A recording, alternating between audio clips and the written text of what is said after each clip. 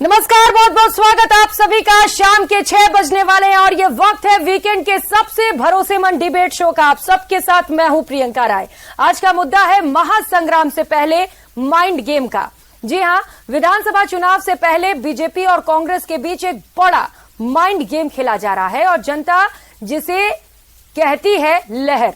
जी हां, प्रदेश में किसकी लहर है ये जनता को बताने की कोशिश की जा रही है।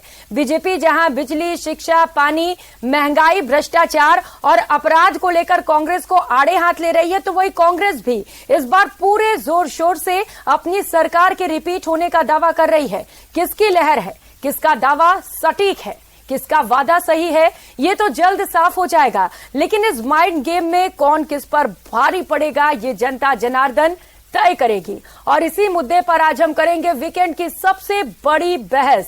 पहले देखते हैं ये खास रिपोर्ट।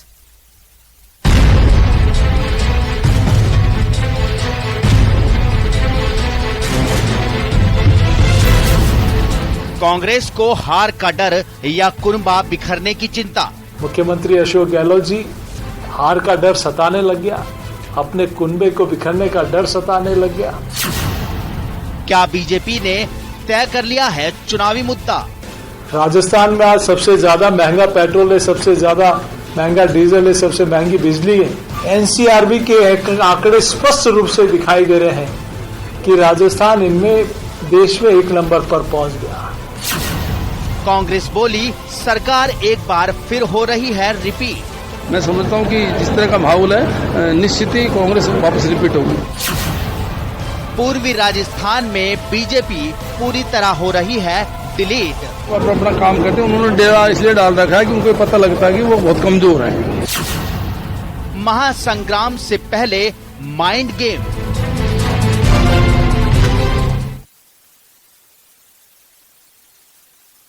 तो महासंग्राम से पहले माइंड गेम खेला जा रहा है, इसी पर आज बड़ी चर्चा करेंगे। चर्चा के लिए तमाम गेस्ट इस वक्त हमारे साथ जुड़ चुके हैं। परिचय कराते हुए अमित गोयल बीजेपी प्रवक्ता हमारे साथ जुड़ चुके हैं, पंकज शर्मा कांग्रेस प्रवक्ता हैं, वो भी हमारे साथ जुड़ चुके हैं, और आशुतोष रावत वरिष्ठ पत्रकार हैं, वो भी इस वक्त हमारे साथ जुड़ चुके हैं। बहुत स्वागत आप सभी मेहमानों का न्यूज 18 राजस्थान पर। चर्चा की शुरुआत आपके साथ करते हुए पंकज शर्मा जी, क्योंकि एक लंबी फहरिस्त है, बीजेपी के पास कई मुद्दे हैं और आज तो सीपी जोशी ने प्रेस कॉन्फ्रेंस कर कह दिया है कि डर सता रहा है कांग्रेस वालों को, सत्ता के जाने का डर। क्या कहेंगे इस पर? देखिए, कांग्रेस को किसी तरीके का कोई डर नहीं सता रहा है। कांग्रेस ने पिछले 5 साल में लगातार जनहित कल्याणकारी योजनाएं चलाई हैं, गारंटियां दी हैं, 10 से ज्यादा जो महंगाई राहत में स्कीम्स हैं वो चलाई है। लेकिन कहीं ना कहीं डर बीजेपी में है, क्योंकि बीजेपी ने पिछले 9 सालों में केंद्र में जिन वादों के साथ सरकार में आई थी, उनमें से किसी भी वादे को उन्होंने कंप्लीट नहीं किया। आप देखिए, इन्होंने वादा किया था कि 2022 तक किसानों की आय को दुगना कर देंगे, उस वादे को इन्होंने पूरा कंप्लीट नहीं किया। इन्होंने कहा था बुलेट ट्रेन चला देंगे 2022 तक, उन्होंने उस वादे को पूरा नहीं किया। इन्होंने कहा था हर व्यक्ति को घर मिल जाएगा 2022 तक, उन्होंने उस वादे को नहीं किया। इन्होंने कहा था कि हर साल 2 करोड़ लोगों को ये रोजगार देंगे, लेकिन इन्होंने उस वादे को भी पूरा नहीं किया। और इनके खुद के मंत्री ने संसद के पटल पर रखा है कि सिर्फ 7 लाख लोगों को नौकरी इन्होंने अब तक दी है। महंगाई की हालत हम सब लोगों ने देखी कि पूरे देश में किस तरीके की महंगाई हालत हो रही है। 250 रुपए से ज्यादा का टमाटर के दाम हो रहे हैं, नींबू के दाम हो रहे हैं। व्यक्ति जो लेकिन कम निम्न आय का व्यक्ति है, वो खाना भी नहीं खा सकता। राजस्थान की सरकार बीजेपी हमलावर होती है। अब कहना है कि पेट्रोल डीजल के दाम क्यों नहीं घटा रहे हैं? जिस तरीके से केंद्र सरकार ने रणनीति बनाई और कम किए दाम, वैसे ही राज्य सरकार भी करे ना। यहाँ महंगाई क्यों मुझे लगता है कि आपके पास डेटा नहीं है कि किस तरीके से बीजेपी के सरकार ने पिछले कितने सालों में लगातार एक्साइज ड्यूटी बढ़ाई है। आप देखेंगे कि 3 रुपए से 32 रुपए एक्साइज ड्यूटी केंद्र की सरकार में ही है। राजस्थान की सरकार में जो वैट था वो वैट वैसा का वैसा ही रहा है। आप देखेंगे कि जो इंटरनेशनल लेवल पे, मेरी बात सुनिए, लेट मी कंप्लीट फर्स्ट। जो इंटरनेशनल मार्केट में जो क्रूड ऑयल के रेट्स थे वो $140 हुआ करते बैरल हुआ करते थे 2013 में, और आज देख लीजिए $70 प्रति बैरल है। लेकिन फिर भी जो पेट्रोल कंपनियां हैं वो दाम कम करने को तैयार है। 300% से ज्यादा का मुनाफा पेट्रोल कंपनियां कमा चुकी है। लेकिन मोदी जी सिर्फ चुनाव के वक्त आएंगे, 2 रुपए कम करके लोगों को लोक लुभावन बातों का वादा करेंगे। ये लोग, इनकी कथनी और करनी में लगातार फर्क है। आप देखिए, जिन वादों के साथ आए थे कि बहुत हुई महंगाई की बार, अब की बार मोदी सरकार, बहुत हुए महिलाओं पर अत्याचार, अब की बार मोदी सरकार, क्या हुआ उन वादों का? हम लोग देख रहे हैं कि दिल्ली की सड़कों पर लगातार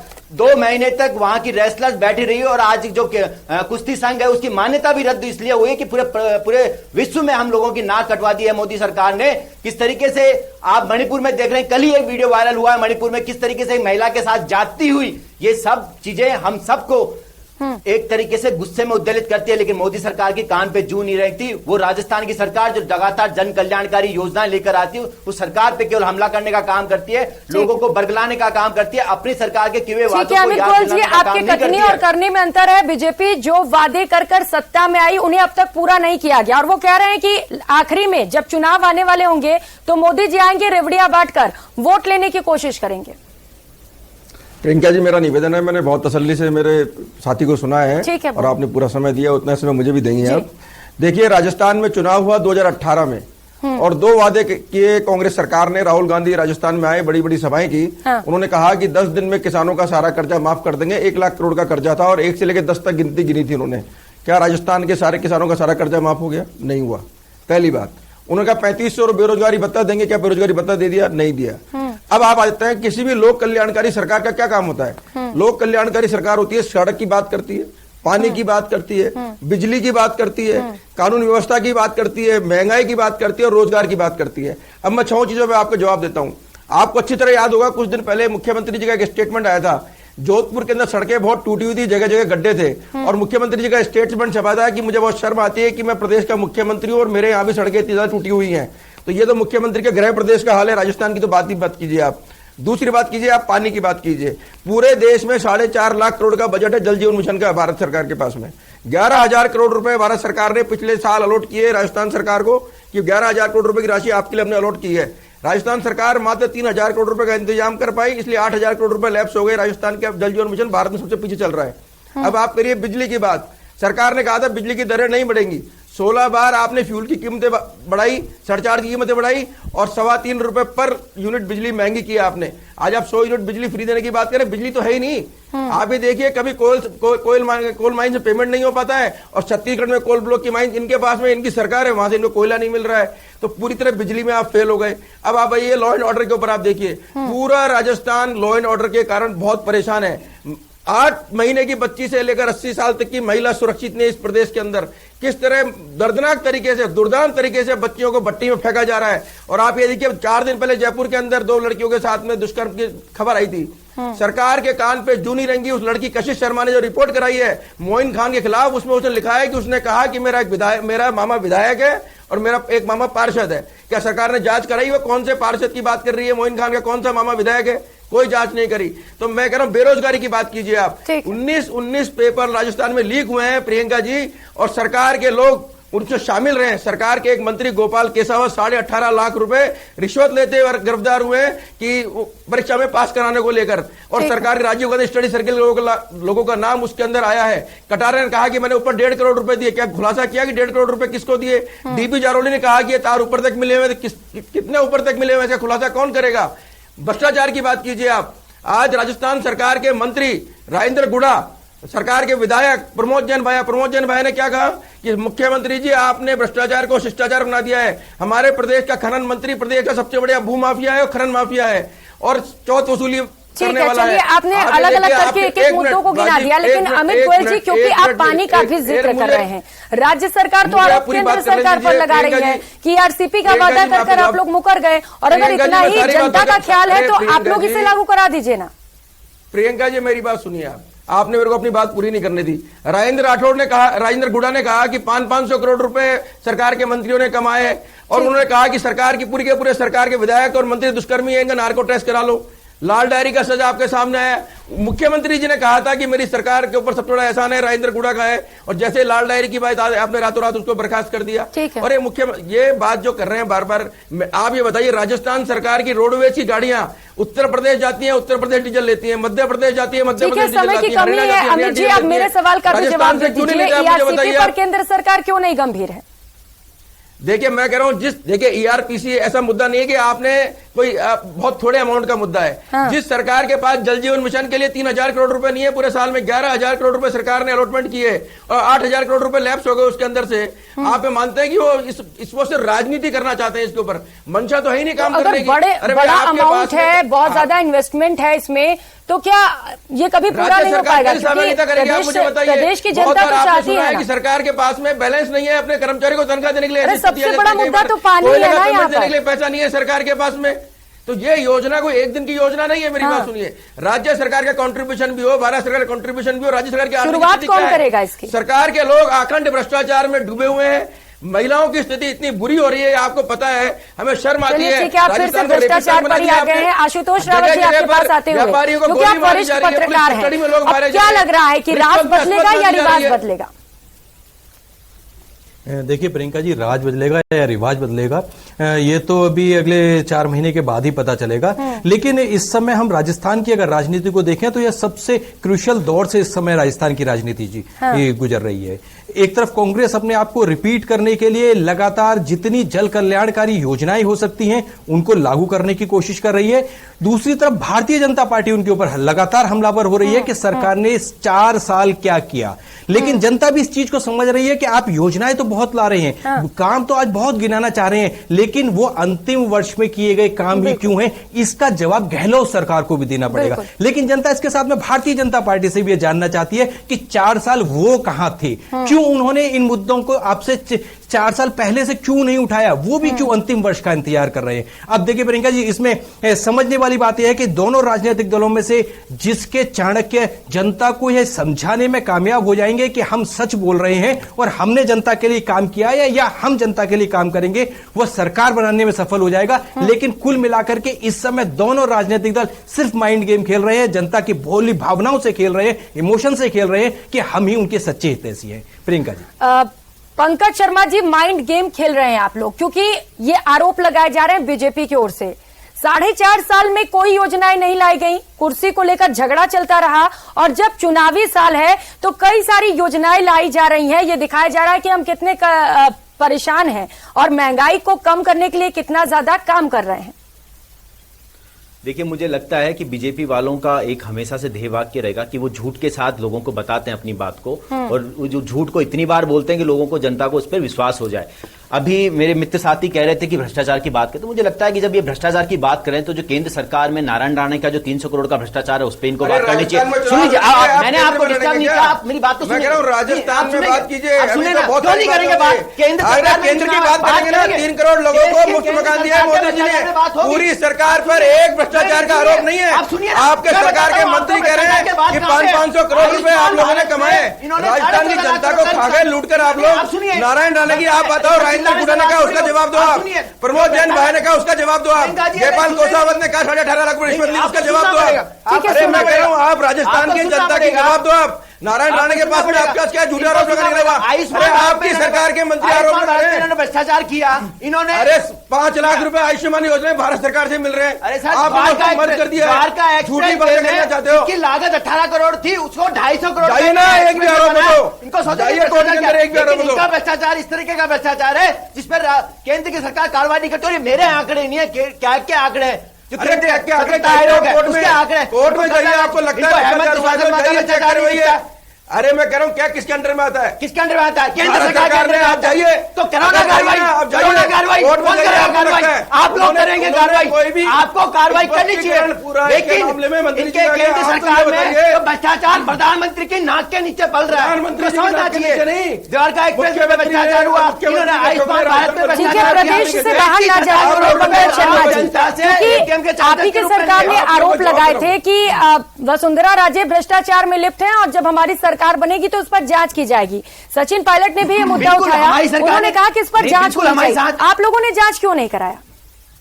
बिल्कुल हमारी सरकार ने जांच करवाया, माथुर आयोग बनाया और उसमें रिपोर्ट्स आए जिस तरीके से नहीं जांच हुई है उनके खिलाफ, और जिसके हिसाब से जो आयोग बना, आयोग के हिसाब से जो जांच हो सकती थी लीगल वे में, वो आयोग के खिलाफ आयोग ने जांच की है उसमें। लेकिन मेरा सवाल मेरे मित्र से है तो आप फेल हो गए ना सारे।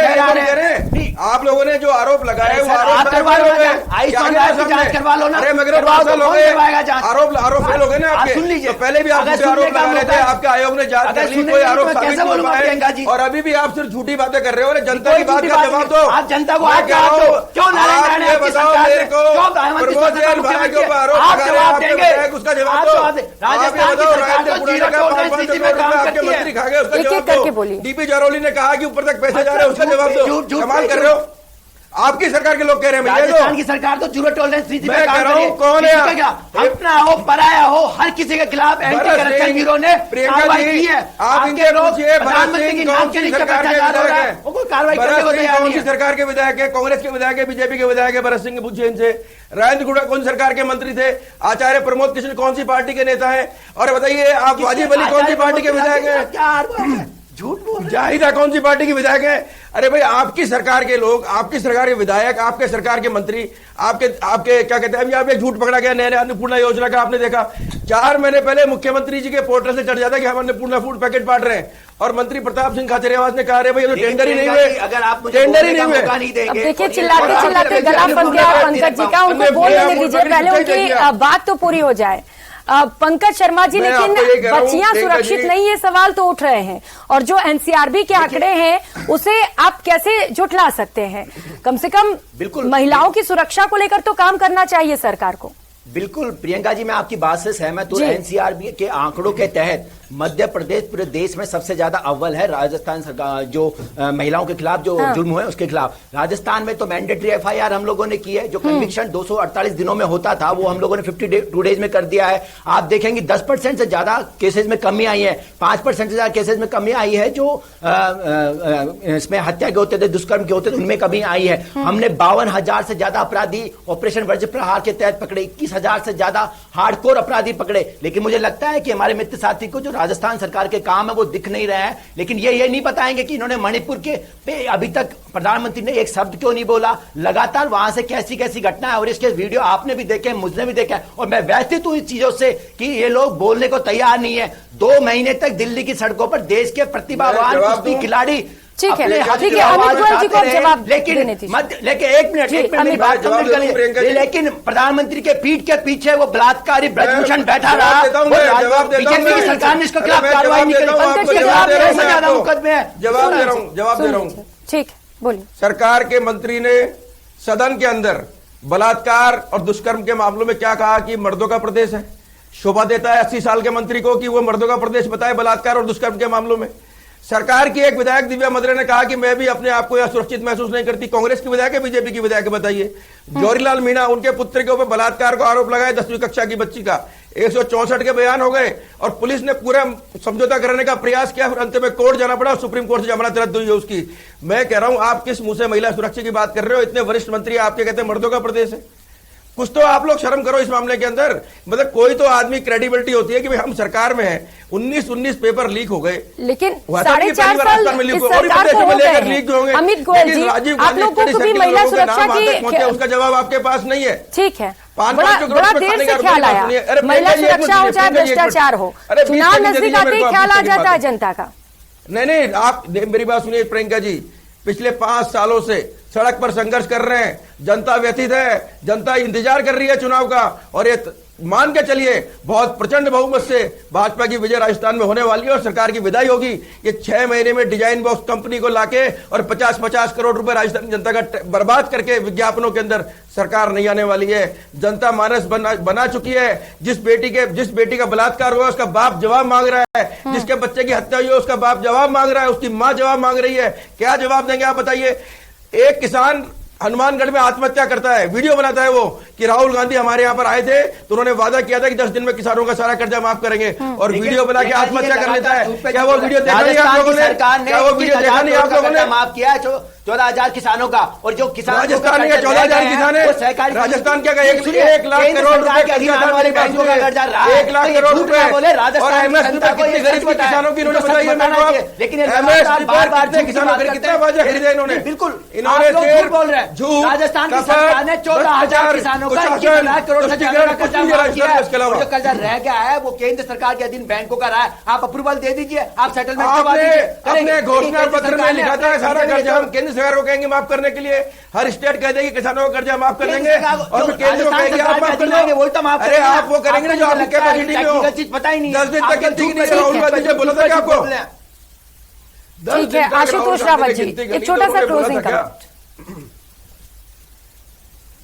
देखिए प्रियंका जी, जिस तरह ये दोनों प्रवक्ता एक दूसरे से झगड़ रहे हैं और लगभग 4 साल में राजस्थान के इस जनता के साथ भी यही हुआ है कि दोनों पार्टियां अपनी अपनी वोटों की राजनीति के चलते उलझती तो रही हैं, लेकिन जनता का ख्याल इन दोनों में से किसी भी राजनीतिक पार्टी ने शायद रखने की कोशिश नहीं की। जनता के लिए जितना किया जाना चाहिए उतना नहीं किया है और हम उम्मीद करते हैं कि इस बार एक ऐसी सरकार आएगी जो राजस्थान की जनता के लिए वाकई सरकार होगी, उनके लिए काम करेगी। प्रियंका जी, बिल्कुल उम्मीद की जानी चाहिए कि सरकार ऐसी बने जो लोगों के बारे में सोचे, जनता का कैसे फायदा हो, जनता के हित के बारे में विचार करे, ना कि आपस में लड़ाई झगड़ा करता रहे। बहुत शुक्रिया आप सभी मेहमानों का। तो बड़ा सवाल यह है कि क्या चुनाव से पहले माइंड गेम खेला जा रहा है, क्योंकि जहां एक और बीजेपी एक लंबी फहरिस्त लेकर बैठी हुई है, कई सारे अलग अलग मुद्दे बीजेपी की ओर से गिनाए जा रहे हैं, फिर चाहे वो महंगाई का मुद्दा हो, भ्रष्टाचार का मुद्दा हो या फिर महिला सुरक्षा को लेकर एक बड़ा सवाल बीजेपी की ओर से खड़ा किया जा रहा है। जैसा कि आज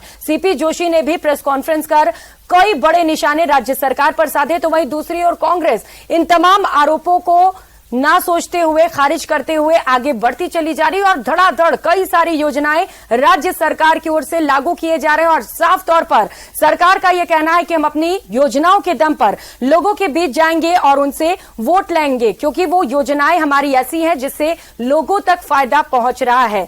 फिलहाल इस बुलेटिन में इतना ही, मुझे दीजिए इजाजत। बहुत शुक्रिया आप सभी मेहमानों का। नमस्कार।